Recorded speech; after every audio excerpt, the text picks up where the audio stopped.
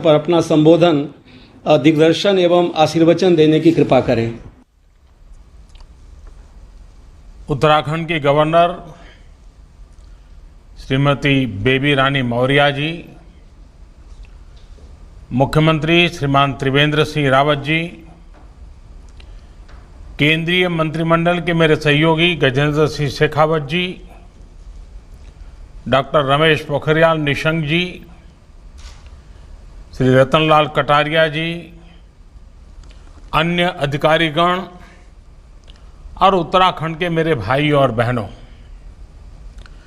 चार धाम की पवित्रता को अपने में समेटे देवभूमि उत्तराखंड की धरा को मेरा आदरपूर्वक नमन। आज मां गंगा की निर्मलता को सुनिश्चित करने वाले 6 बड़े प्रोजेक्ट्स का लोकार्पण किया गया है।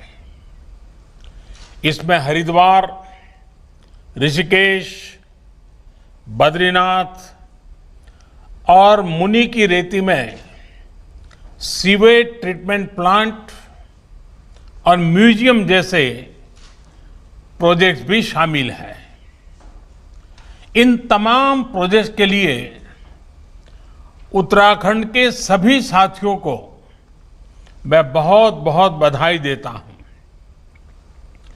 साथियों, अब से कुछ देर पहले जब जल जीवन मिशन के खूबसूरत लोगों का और मिशन मार्गदर्शिका का भी विमोचन हुआ है।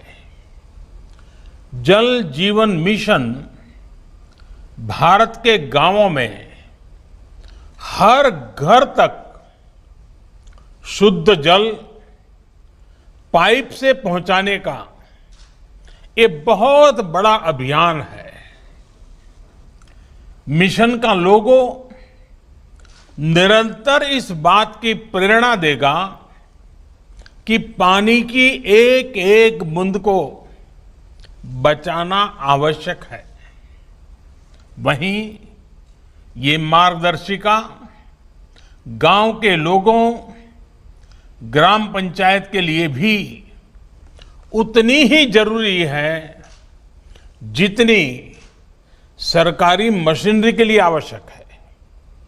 ये परियोजना की सफलता सुनिश्चित करने का बहुत बड़ा माध्यम है।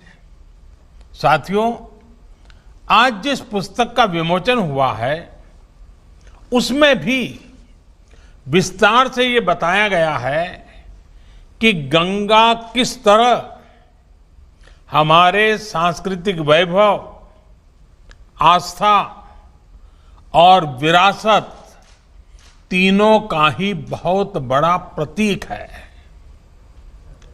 उत्तराखंड में उद्गम से लेकर पश्चिम बंगाल में गंगा सागर तक गंगा देश की करीब करीब आधी आबादी के जीवन को समृद्ध करती है और इसलिए गंगा की निर्मलता आवश्यक है।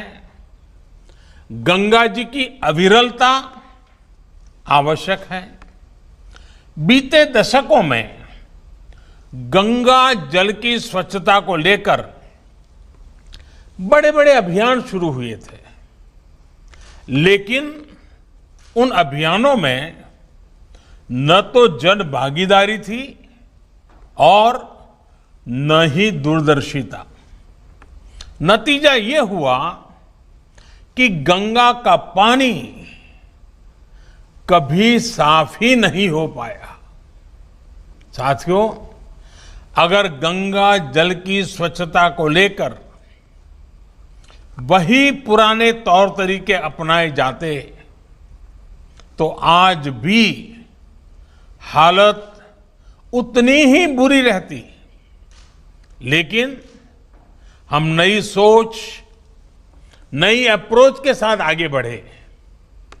हमने नमामि गंगे मिशन को सिर्फ गंगा जी की साफ सफाई तक ही सीमित नहीं रखा, बल्कि इसे देश का सबसे बड़ा और विस्तृत नदी संरक्षण कार्यक्रम बनाया।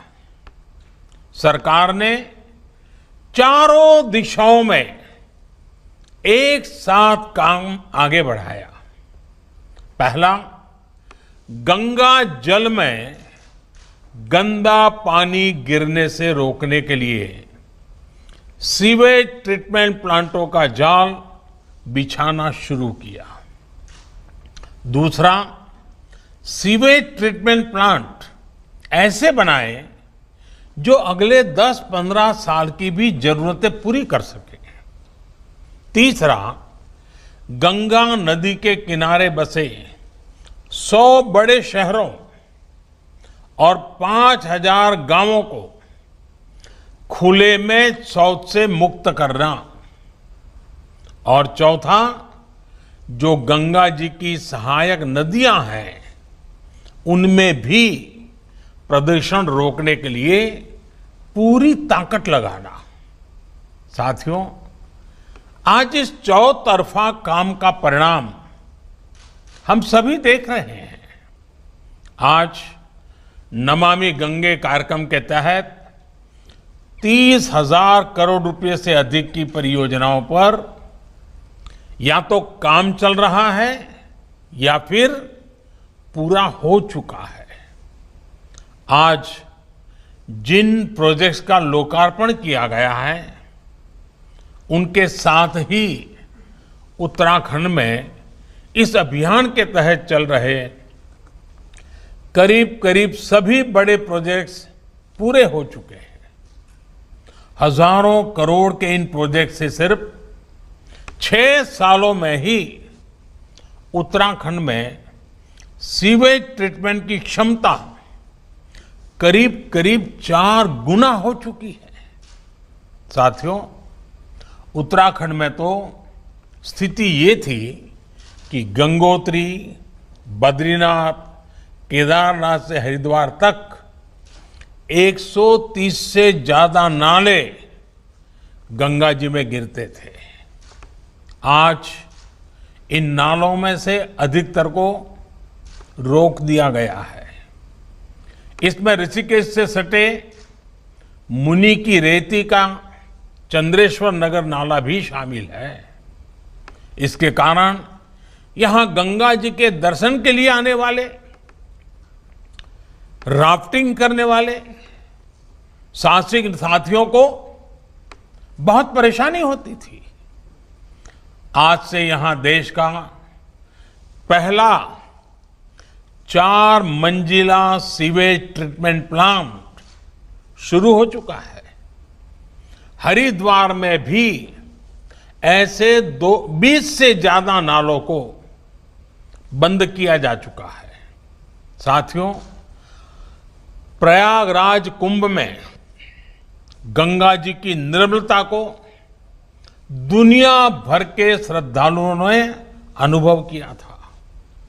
अब हरिद्वार कुंभ के दौरान भी पूरी दुनिया को निर्मल गंगा स्नान का अनुभव होने वाला है और उसके लिए लगातार प्रयास चल रहे हैं। साथियों, नमामि गंगे मिशन के तहत ही गंगा जी पर सैकड़ों घाटों का सुंदरीकरण ये किया जा रहा है और गंगा विहार के लिए आधुनिक रिवर फ्रंट के निर्माण का कार्य भी किया जा रहा है। हरिद्वार में तो रिवर फ्रंट बनकर तैयार है।